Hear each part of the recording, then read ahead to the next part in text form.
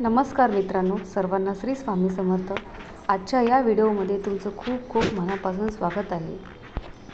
लवकरच नवरात्री सुरू होणार आहे. तर नवरात्रीमध्ये आपण अखंड दिवा कसा लावावा, नवरात्रामध्ये कुलदेवीची सेवा कशी करावी, हे आज आपण आजच्या या व्हिडिओमध्ये बघणार आहोत. नवरात्रामध्ये अखंड दिवा लावण्यामागील शास्त्रोक्त कारण काय आहे आणि नियम काय आहेत, हे आज आपण आजच्या या व्हिडिओमध्ये बघणार आहोत.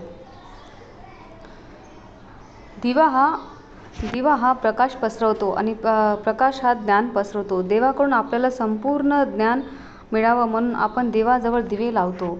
कोणतीही पूजा असो किंवा कोणतेही समारंभाचे लोकार्पण असो, सर्व शुभ कार्याच्या सुरुवातीस दीपप्रज्वलन आपल्यामध्ये करण्याची प्रथा आहे.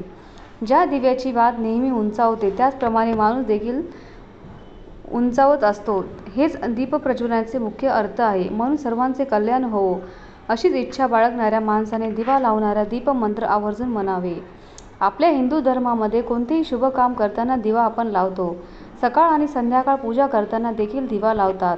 वास्तुशास्त्रामध्ये दिवा ठेवण्याच्या आणि त्याला लावण्यासंबंधी खूप काही नियम सांगितलेले आहेत.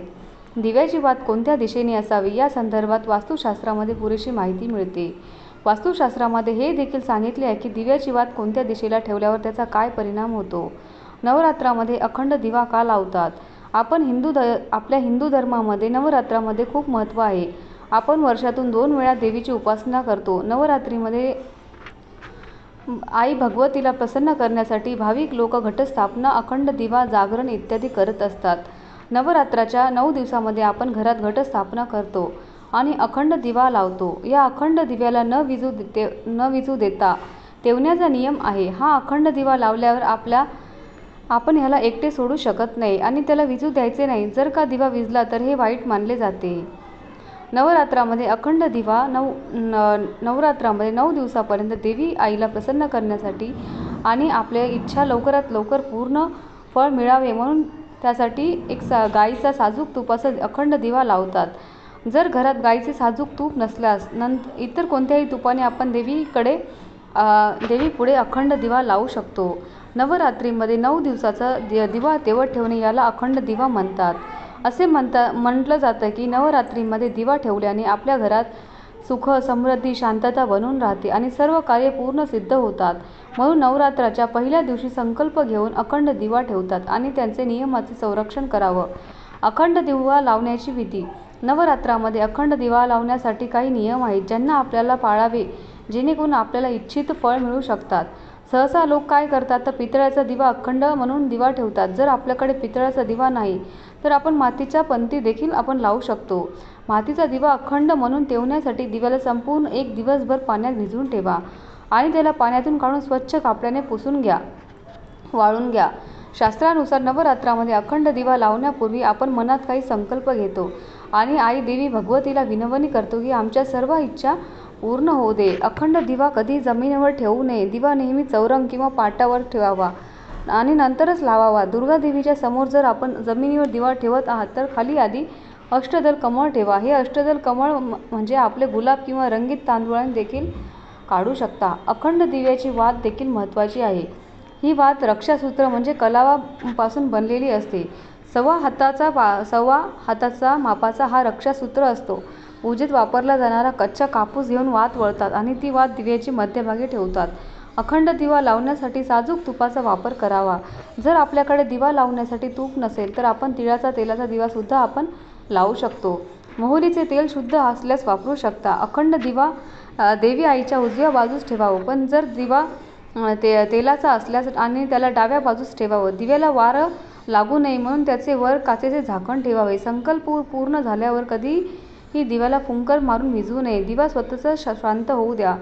ईशान्य कोन म्हणजे उत्तर पूर्व दिशा, याला देवी देवांचे स्थान मानतात. म्हणून अखंड दिवा पूर्व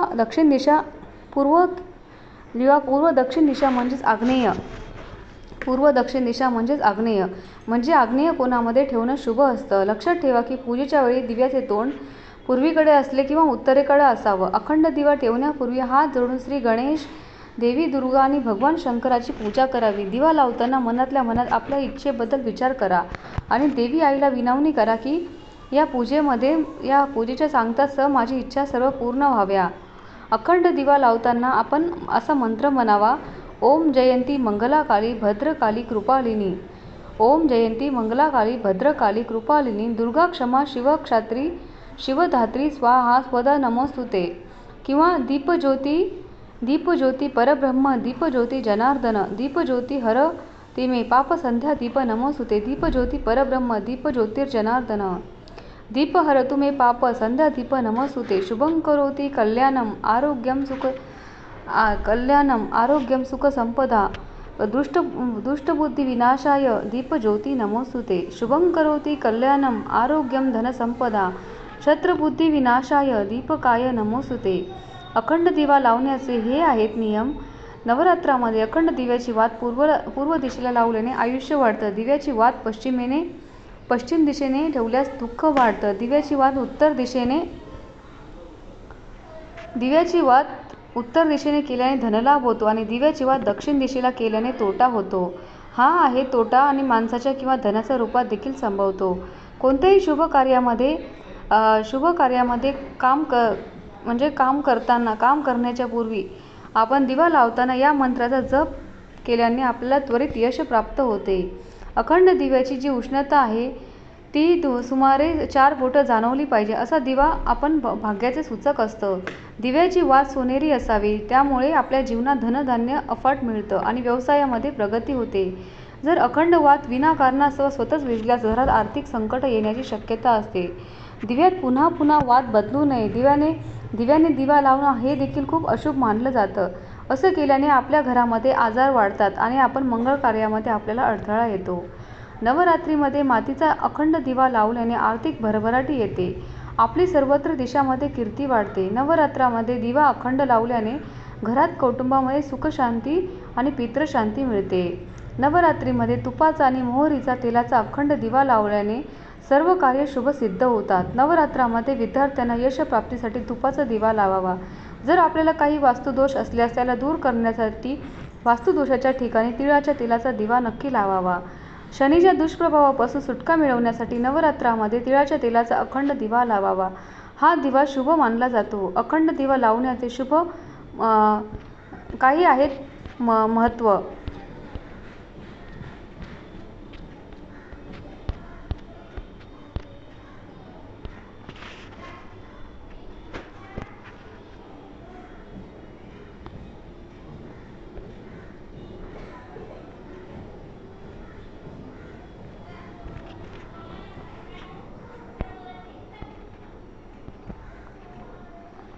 नवरात्रीमध्ये घटस्थापना करण्याचे शुभ दिवस शुभ आहेत काही महत्त्व. तर सुरुवात आहे 2025 मध्ये 22 सप्टेंबर 2025 मध्ये होणार आहे. आपल्या या दिवशी कलश घट स्थापन करत असतो. पूजा माँ दुर्गाची 9 रूपाची नवदुर्गाची पूजा 9 दिवस करत असतो. अखंड ज्योत अनेक भक्त या काळामध्ये अखंड ज्योत प्रज्वलित करतात. व्रत आणि आहारमध्ये काय घ्यावं, तर उपवास करणाऱ्या व्यक्तींनी सात्विक आहार घ्यावा, ज्यात फळे, दूध, सात्विक भाज्यांचा समावेश असतो. अंडी, मांस किंवा तांदूळ, गहू यासारखे धान्य खाणे टाळावे.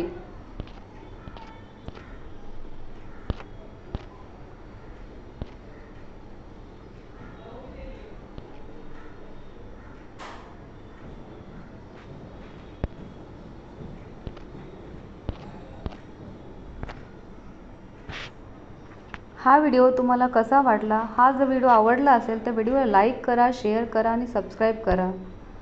या संदर्भातली माहिती तुम्हाला माझ्या प्रत्येक व्हिडिओवरती मिळत जाईल. अजून काही तुमचे कमेंट असतील तर नक्की मला कमेंट करून विचारा. श्री स्वामी समर्थ. जय जय स्वामी समर्थ.